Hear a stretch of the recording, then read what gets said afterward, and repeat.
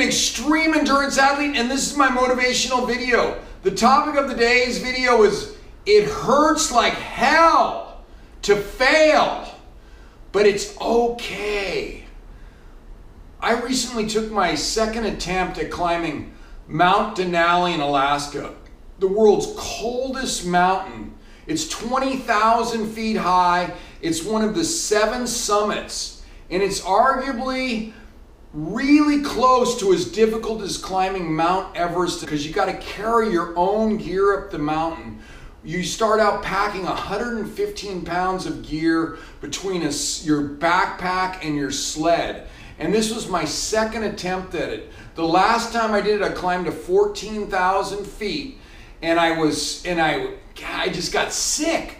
I was like, I knew something was coming on with me when when I first landed in Anchorage.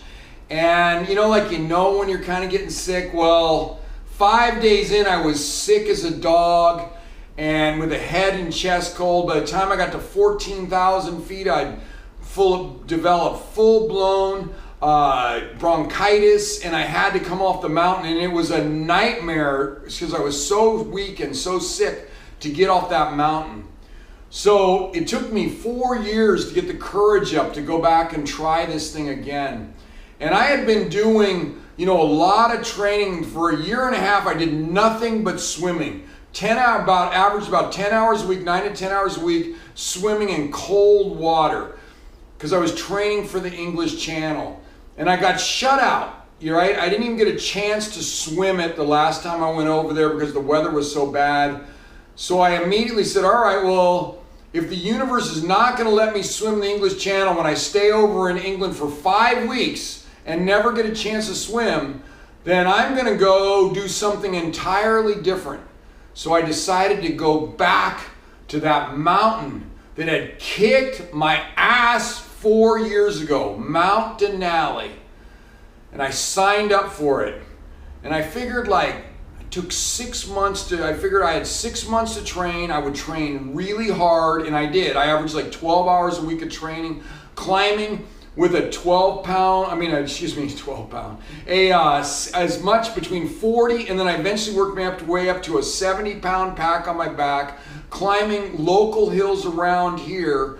And then at the very end, I went up to Mount Shasta and climbed up to 13,000 feet training on Mount Shasta, which is pretty steep and everything else, and in preparation for Denali. Now, what I remembered about Denali was that it was hard and it was steep, especially when you got higher up and you had to use your crampons and go up. But I remembered that I was able to climb to 14,000 feet, basically sick. The last climb I did, I was I was 50% energy that I climbed up that. And so I thought, okay, well, I only took 6 months to train. I have all this swimming training. I figured the swimming would, cross over. I figured the swim training would help me, right? For this. And so I just figured 6 months of hiking, climbing, running, getting my weight down. My weight was, 50 pounds over when I tried to climb Mount Denali last year, because in the English Channel, you carry an extra weight, to keeps you warm. There's no big negative. The more weight you carry, I guess it slows you down a little bit, but it also keeps you warmer. And I've had trouble in that channel with being, really cold, shivering, almost hypothermic out there.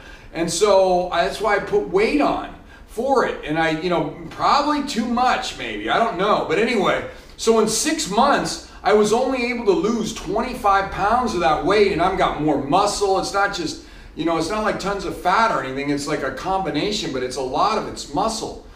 And so I figured, well, muscle's good because I'll be able to throw that, that heavy pack on my back with no problem. I'll be able to do this.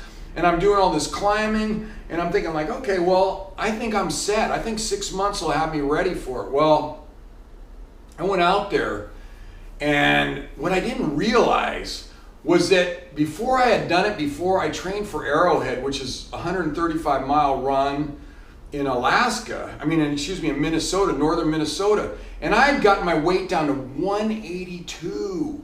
182. I mean, it was really low. Like I said, I was lean, a really fast running weight for me. I made it 100 miles that year in Arrowhead, which is the farthest I've gone today. It's a 135-mile run. It's a really hard run. It's in the snow. It's, really cold, like minus 35, minus 40 degrees. And it was the furthest I made it was 100 miles in there, the cutoff and the 60-hour cutoff.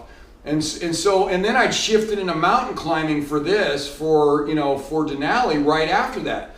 Well, I didn't realize how much of a difference that training was for doing that that training for Arrowhead compared to doing this swim training. I mean, it was just like no comparison between all that running. And I was practicing dragging a sled on the beach and all that running compared to, swimming for a year and a half and then running and training, for this and getting my weight down to within 25 pounds of that. I wasn't 50 pounds over, but I was within 25. Wasn't enough. It wasn't enough. I didn't realize it at the time. But when I started, we start out climbing the glacier down below, and I realized that, we're out there 5, 6, 7 hours a day, every day, pulling this, 60-pound pack on our back and, 55-pound sled or something. It's 115 pounds of gear on the lower thing that we're carrying. And that's for 5, 6, 7 hours a day. And then you get up to where it gets steep. And where it gets steep, now instead of snowshoes, you're wearing your crampons. And it's steep enough that every step is critical. You're critical. We're all roped together, which we're roped together down below too. But it's critical when you're roped together above. That's your strength, is that if somebody falls, you all dive into the snow with your ice axe to stop the whole team from being dragged off the mountain, which definitely has happened up there numerous times. And so anyway, when I was on the bottom of the slope, I thought to myself, wow, this is a lot harder than I remember last time. It wasn't even super steep, and I was really struggling. And then we got up to where the steep part started. And I got up, and I just couldn't do it, man. I just didn't have enough training. That 6 months, I needed at least another 6 months of training. I would have preferably get my weight down lower too, get back down to my 180, low 180s running weight. But I needed at least 6 more training. There are big people who do it over 200 pounds, but the majority of them, very, very small percentage, and they're obviously have really, really strong legs. And but the big percentage of them are all like at a running weight. They're pretty lean. They're in that probably 150-ish to 160, 70 range. The majority of 90% are down in that range, like a runner range. And so anyway, I got up to where it got really steep, and it's steep enough that you can lean over and touch the snow. That's how steep it is. And I'm just like that. That's what I just did there, is how steep it is.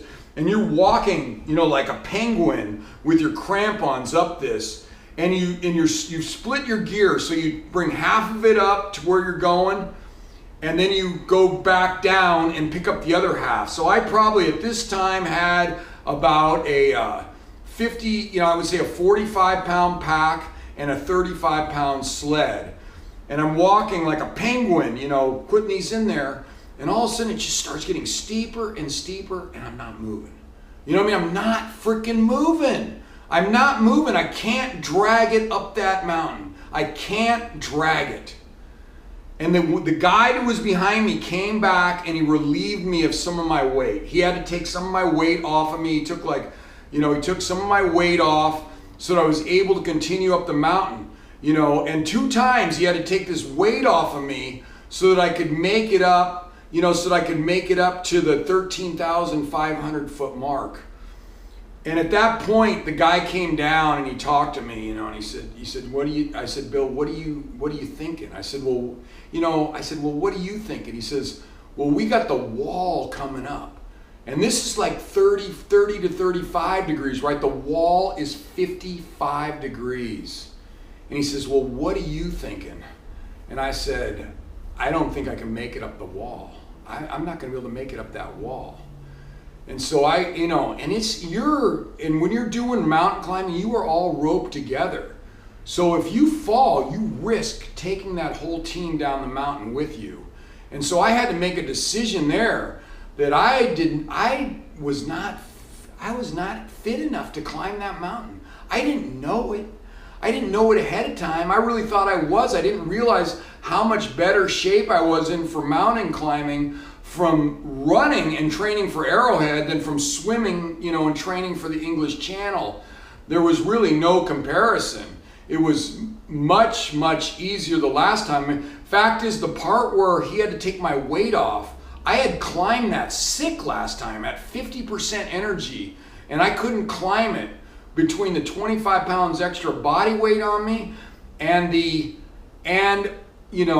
just not being in a good enough mountain climbing shape. Like I said in the beginning, before I started, I thought I would be fine, with all that hiking I had done with the heavy pack, but I hadn't practiced dragging the sled, I hadn't, so basically the positives from this were that I got myself really organized. You got to have, all your stuff. You got to be able to find it at a moment's notice. You never know what's going to happen on those mountains, or when it's so cold, or when a storm's going to blow in.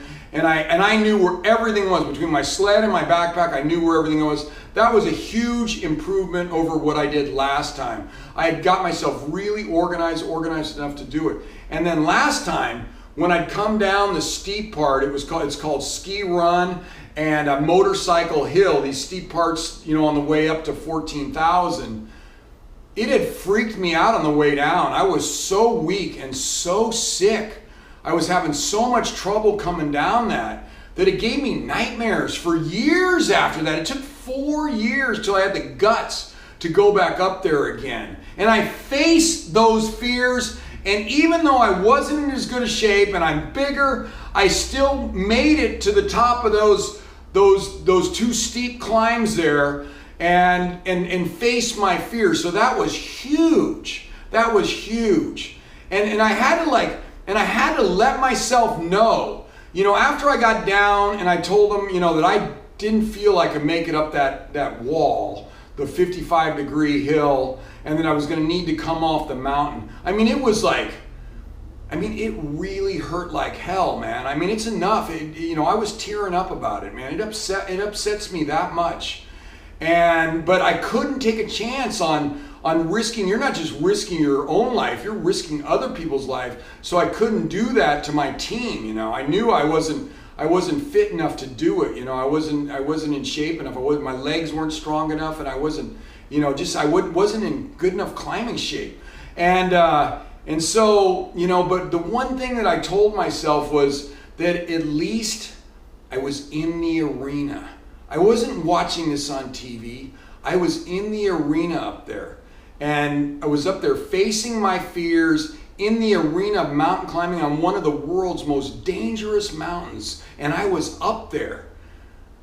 But as soon as I realized that I wasn't in shape to get up there, to be up there, that's when I decided to come down and not, like I said, don't take any chances, play it safe, and come down and not risk your team or yourself. Because I had such difficulty coming off that mountain before sick. I know what it's like if you get yourself in a really bad way and try and get off that mountain. It's very difficult. And so anyway, I don't know. Like I said, it's like upsetting. It's enough to make it teared me up. It did everything. But then I just said, damn. I'm in the arena. I'm in the arena. And when you're in the arena, not all the gladiators win. Sometimes you're going to win, sometimes you're going to lose. If you're challenging yourself, sometimes you're going to lose. Or you're going to fail. In this situation, I failed to make it to the summit. I had envisioned it, felt it, everything, and I just didn't have it. On that day, on that trip, I didn't have it. In 6 more months of training, I probably will have it, but I didn't have it then. And so anyway, I had to tell myself, it's okay. It's okay that you failed. but you were in the arena. And now what are you going to do about it? What are you going to do different? How are you going to train for it next year? Are you going to get your weight 25 pounds less? I am going to get my weight 25 pounds less. And am I going to be stronger in my legs? And I'm going to be way better running shape, amazingly better running shape. And I'm probably going to go for it again next year, but I'll be a totally different person who learned from it, and I'll jump back in that arena because I did conquer my fear of that steep part. I didn't make it up to the really steep part yet, but I'm ready. I'm ready to go for it. So anyway, I think that's my message, is that, yeah, it hurt like hell to fail on trying to climb Denali for the second time. It hurt enough that it teared me up, man. Enough when I talk about it, it teared me up. And, but it makes me more determined than ever to make it the next time, to get back in that arena, that mountain climbing arena. Those mountain climbers are badass, and make that climb.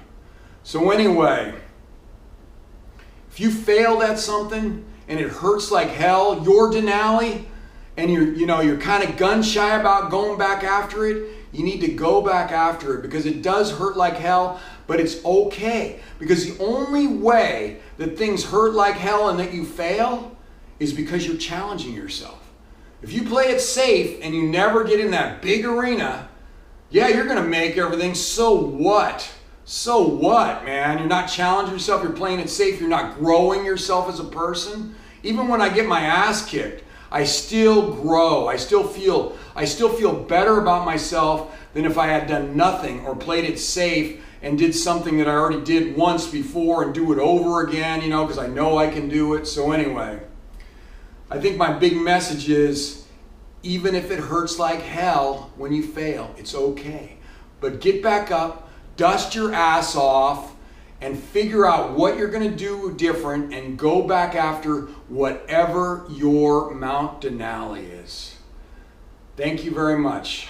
Anyway, if you're interested, you can follow me on Facebook or Twitter. If you have a comment, please put it in the YouTube comment section. If you have a question, put it in the YouTube comment section. If you want me to speak to your team, your group, your company, or if you want mental toughness coaching, please email me at epicbillbradley@gmail.com, and we will get you out some information. Thank you very much.